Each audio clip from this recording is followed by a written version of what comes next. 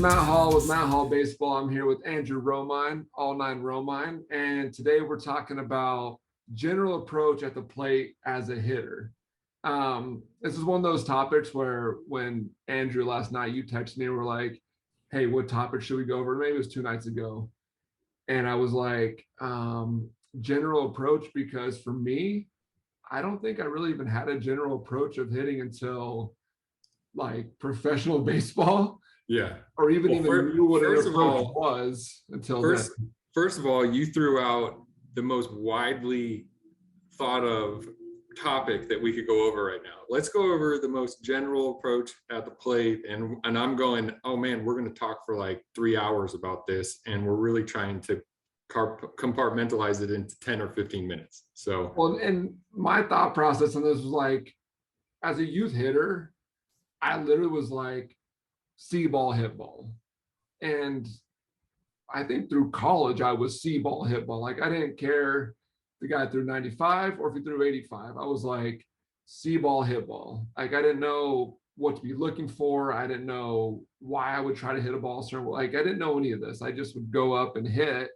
yeah. And that got me through until guys started throwing 95 with a lot of spin and movement. And yeah, I think when I started thinking about the topic, I thought as a younger guy, it's not so much the approach of who am I facing or what do they have, because when you're younger, most of the time they're just trying to throw the ball over the plate and not walk everybody. So your approach at the plate is a little bit different when you're a younger guy, in my mind, than versus like you said, you get into late high school and college ball, and then these pitchers are really trying to do something with the pitches and to approach you with their own pitching approach versus our hitting approach. So I think we should definitely split this into two separate things: younger guys and then older guys. And whatever that age is for you, when you start seeing that as a hitter, then one of these two will apply to you. So I say we go from like, let's say 10 years old till 16 years old. So basically majors, little league, when pitchers are actually going to start throwing a lot of strikes. Yeah. Up through probably JV, maybe varsity baseball. At that point, you're probably looking for just something over the plate that's straight. Right. In my opinion. Like I'm not going up there trying to hit a curveball.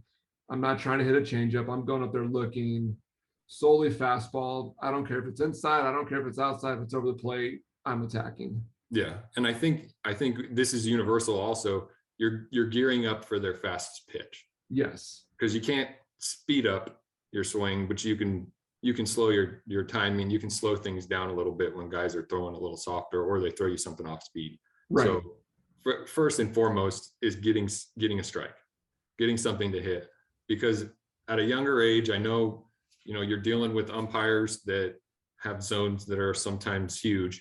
And it gets frustrating, and kids take pitches that are balls and they get called strikes, and then you start swinging at those balls. But my advice to the young guys, just keep taking them, keep taking the balls, don't swing at them. It's gonna help you in the long run. Yes. Because once you start swinging at those bad pitches, you really can't go back from that. It's going to create bad habits, and then everything's just downhill from there. So when you talk about like gearing up for their fastest pitch, this is just gonna be another topic, but like keep it short, but from like a timing standpoint, are you gearing up to make contact 3 feet out in front of home plate, a foot out in front of home plate, like right in front of your front hip, like belly button? Like where are you trying to make contact if you're gearing up for their fastest pitch? Like what's ideal contact point? Simple. I always go back to Derek Jeter. I mean, it looks like the guy's getting jammed on everything that he hit, but he's really just bringing his contact point deeper. Yeah. And a big thing that he used to talk about when I would talk hitting with him, when I had the opportunity to talk hitting with a guy who's going to be a Hall of Famer, he's saying, I'm going oppo by staying inside the baseball. And his approach was inside, inside, inside. Because if I'm inside and I'm letting the ball get deeper, then let's say I'm a little bit out in front on a changeup or something, I'm not pulling it foul. Or you mean inside the baseball, not inside part of the plate. Correct. Yeah. there's a huge difference and a misconception to kids when you tell them to be inside the baseball and they change their swing and they force everything different. It really doesn't have to change anything. You just have to let the ball get a little bit deeper. And when you're letting fastballs travel, that means that when you're slightly on front, like I said, on something else, then you're not yanking it into the stands, and that's just another strike. You can line that ball to the pull side just by bringing your contact point back. So I'm bringing it back and I'm letting it get as deep as I can on their fastest pitch without getting beat by it. Right. And I wanted to ask you about the timing side of it, just because I've seen a lot of young hitters that they just want to pull, which leads them to being really early. And so I think contact point is really important. That's something we can talk more about in the future. But just from an approach standpoint, like letting the ball get a little bit deeper, be on time for their fastest pitch. Right. And the situation of the game will also dictate what you're exactly trying to do. For sure. And obviously, when you're going up, what's your number one thing? I'm going to hit the ball in the barrel. Yep. Like I'm gonna make sure that I'm timing this guy up so that I can hit it as hard as I can on the barrel without overswinging or chasing a bad pitch. Right. So you got a guy, you got nobody on, we say. You know, you're going up there looking for your pitch, trying to drive something into the gap. Versus if I've got somebody on second and third and I need to get this guy in, I'm doing whatever I possibly can. Now, it doesn't change my mechanics. It just changes the approach that I have at the plate. Right. And so like on the topic of like general approach, let me ask you this question now. If you have like a general approach that you take into every at bat, do you modify that approach for situations, or do you have a completely new approach for situations? See, now that comes into the next generation of those kids that are a little bit older, when you know that they have different stuff. Yep. And I know this guy can beat me with a cutter at 94 miles an hour, or this guy's got a nasty changeup and I don't want to be out in front. So it kind of changes my mentality when I'm going up there. I'm not thinking I'm facing Chapman, he's throwing 102. I'm going to make sure I don't get beat by that. When you know a guy's got something else, it kind of changes the way that you're thinking. I'm still thinking 100% of the time, I'm staying tight and I'm staying inside this ball. Because for me, it changed as my career went on and the later years. I know everybody pumps out this look for something out and away and stay inside the ball. And I agree with the second part of that. But once I started like really focusing on, I'm going to practice somebody trying to come on that inner third, not on the black inside. I'm taking that pitch every time. Yeah. I'm not even offering it that. If you can throw 3 pitches on the black inside, then nobody's got any business hitting you, first of all, and you're probably in the big leagues. So there's no reason to even look for that. But I'm talking a hittable pitch on the inner third, and I'm going to set up for that. Because if I'm set up for something away and then somebody comes in on me hard, it's impossible to go pull yourself, inside. And I know people talk about look away, react in. Personally, I'm not the biggest fan of that.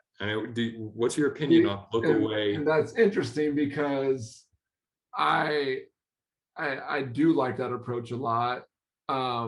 But I think I like that approach a lot because I work with a lot of younger hitters, and I know a lot of pitchers are afraid to come inside, and they just hammer away, and they're not overpowering. Now, I think if I get a guy who's throwing 95, let's say I'm a senior in high school, facing a guy throwing 95, at this point, I'm probably going to look middle in because I know I've got to get that barrel out to the baseball to hit it. If I'm looking away and that guy throws me anything even like remotely middle, I'm not going to hit it. I'm going to be late 100%. So I think at that point for me, that's when like that general approach of look, out or third and react in might change to let's start looking a little bit more middle to middle end, just so I have a chance of catching up to this thing. And when you say look middle to middle end, you're not saying look to pull it. No, absolutely not. I'm I'm looking there for like a timing standpoint. I know like I've got to hit the ball at different depths. Like if it's outside, I can let the ball travel a little bit more. If it's inside, I got to hit a little bit further out front. So just from like a straight timing standpoint, if I'm thinking a little bit more middle, I know I might have to get my foot down maybe a little bit sooner, or my backside's got to fire a little bit quicker. But I'm still not looking to pull that ball. I'm still looking to hit that ball center to maybe right center. So like you're saying, to keep my hands inside, but also to keep my length through the ball. So I'm getting good extension through contact and I'm not pulling off really quick. Right. Is my thought process. I love that. That's, yeah. I mean, if we could do that every time, then we'd still be playing. Yeah. You know, and the reason why I love this topic is the first time I think anybody had ever like talked to me about approach was like my second year in pro ball, and maybe somebody before that did, and I just didn't understand what they're talking about. But like I'm halfway through the season, struggling really bad. Matt Joyce is down on a rehab assignment, and we're in the weight room before game. I'm like foam rolling, he's stretching or something. And I just asked him, I was like, hey, like when you hit, like, what do you think about? And he's like, well, it depends on the guy. I have like different approaches. And I was like, what do you mean approach? And he's like, well, what do you think about when you hit? And I was like, well, I'm just looking for fastball. I'm trying to hit it. I was like, I can't hit a slider.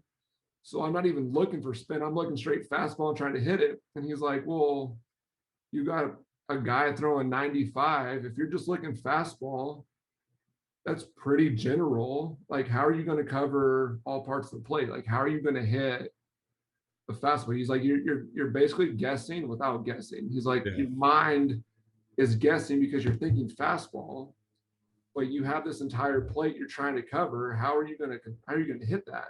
Right.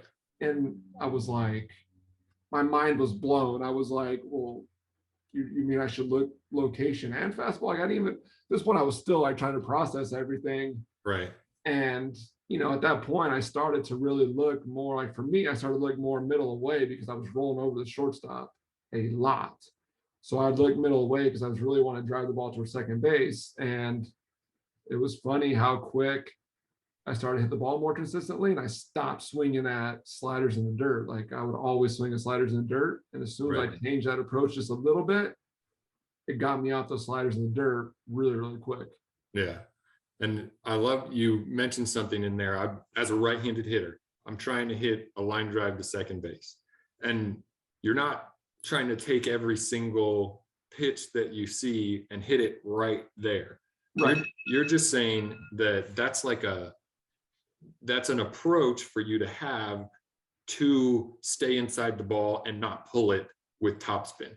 Right. Because anytime I see somebody pull a ball with topspin, even if they barrel it up and crush it, I'm going, they were out in front, or they rolled over a little early, or something was wrong. Anytime that, or maybe they just hit, here, I got a ball. Maybe they just hit the top of the ball with their bat versus the bottom part of the ball. Like when I'm setting up on the tee and I'm going to make contact with this baseball, I set this little guy up right here and I put him facing me down and in, and I try and get my barrel to the bottom inside part of that ball. And even if it's a pop-up, like a fillet to the opposite field, that's an approach that you have, saying, I'm not going to get beat inside with a rollover or a pull foul or something to the effect of I'm changing my swing to get there. Right. And I think that's where a lot of people get in trouble is they start trying to pull and they hit a ball hard, like a hard ground ball through the 5-6 hole, and they're happy with it. Yeah. You know, amazing. You got a hit. Like I will take any hit I can get. It could be a blooper and I'm thrilled. But from like a quality of swing, I'm not thrilled with that. Like that's not good. Yeah. You know, I would rather, like you said, I'd rather flare a ball into the right center field gap, you know, than roll over. Now I don't want to flare either, but I think the ball staying inside something and flaring it and then working back to line drive from there is way better than absolutely rolling balls over and trying to work your way back the other way. Right.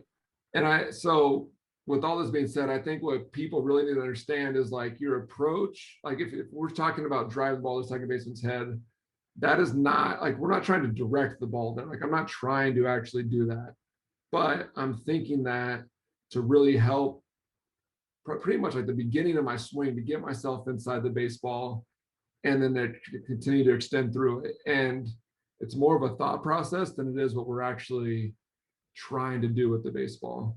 Yeah, right. You're not directing that ball as a line drive to second. You're setting up so that you're taking your full swing, a nice healthy swing, and it enables you to hit a line drive to second. Yeah. And if your approach is to hit a line drive to second base and you crush 10 balls in a row over the left fielder's head, that's great.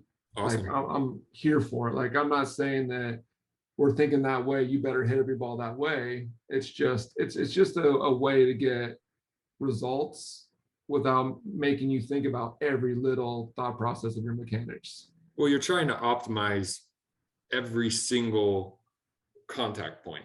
Where if you're hitting a line drive on their fastest pitch to the second baseman, then let's say you're slightly early, like we were talking about earlier.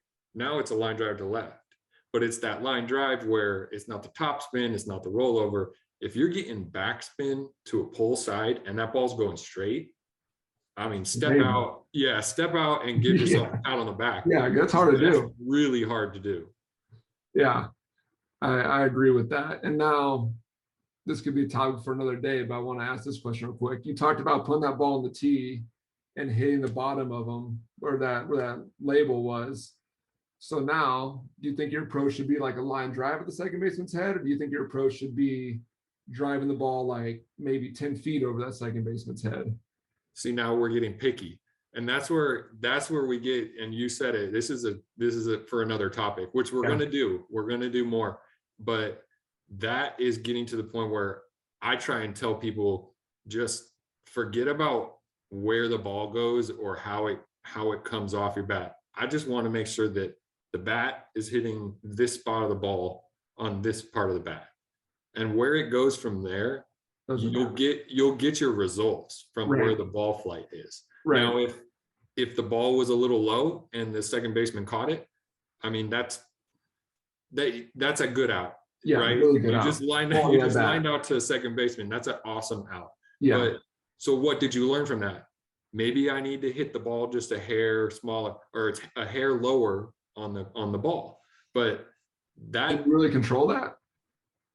I mean, you try, right? Well, right. For sure. You can see the feedback and you can tell yourself a hair, but that means just consciously trying to hit it a hair. Like your focus on the ball is a little bit different on the spot, but don't change any mechanics. I mean, I was gonna say, do you change anything? No. You go out to second baseman, are you changing anything at all? No, nothing. I'm changing nothing. I just know in my head that that happened because I was just a hair too high on the ball, and we're getting super nitpicky right here. Like nobody's gonna come back into the dugout going, sticking line out to second. What's wrong with me? I need to change my swing. You'd be crazy to say that. You know, I'll take 3 lineouts and a blooper every single day if that's the way that's going to work, because those lineouts are going to transition into hits, gappers, home runs, whatever it may be.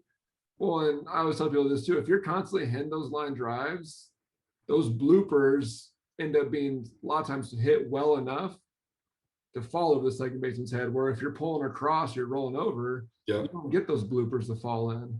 Ground balls are outs, man. It might work right now, and the kids might make some plays and make some errors every day, but when you get older, those ground balls are outs every time. Absolutely. All right, so let's wrap this up. Let's do a little quick review. So 10 to 16 years old, what's your approach? We're just looking to stay inside the ball. We're looking to time up that fastest pitch, and we're thinking about it as an approach, but not a physical change in your swing, because it'll take some time when you're going up to the plate thinking something and then not seeing the results right away. So we don't want to physically change things very much. We just want to get ready for our pitch. Those guys aren't going to be throwing too many nasty breaking balls or change ups or anything like that. And So if they do, you tip your cap to them. If they can for 3 in a row. right. Then they're ahead of the game right now. You'll catch up to them in a couple of years. It'll level out. But getting that strike instead of a ball is probably the #1 biggest thing, because you can't hit a bad pitch the way you want to hit it. No. There's not going to be, you might get lucky and maybe square one up, but you're not going to get the results you want if you're chasing bad pitches. Right. All right. So now let's go like 15 years old and up. And let's say above average pitcher you're facing. The average pitcher, you're still not changing your approach a whole lot. But the above average pitcher that you're facing, what's your go-to approach? You got this one. What do you got on the older guys? When you got to ASU and you're facing D1 best in the country, what did your approach become when you were in college? Well, like I told you, I didn't even have an approach until I got into professional baseball, but I was always hunting fastballs. That never changed my entire life. I was always hunting fastballs. And with the guys throwing harder, I was looking more to get the contact out in front. And I just didn't want to get beat by 95. And I don't know, that's the best approach, but for me, like, I wanted to get that barrel out to where I could get extension and give myself a chance. If I was getting beat too far back in here, right, it would cause me to pull across and I would roll over. Even if I'd get barrel to it, I'd roll over. And so when you say out in front, you're not saying I'm pulling everything. You're just saying, no. You were getting beat back here. So you're saying, I just need to get it a little more out front. Like, I'm trying to hit that ball right off my front hip, if not like an inch further out in front of my front hip. But I do not want that ball to get to my belly button off those guys throwing harder. Right. That ball gets to my belly button, my hands pull in too tight, and then I cut across really, really fast. Right. All right, dude, wrap it up. We'll catch you on the next one. Thank you for joining us. This was Matt Hall and Andrew Romine, and see you next time.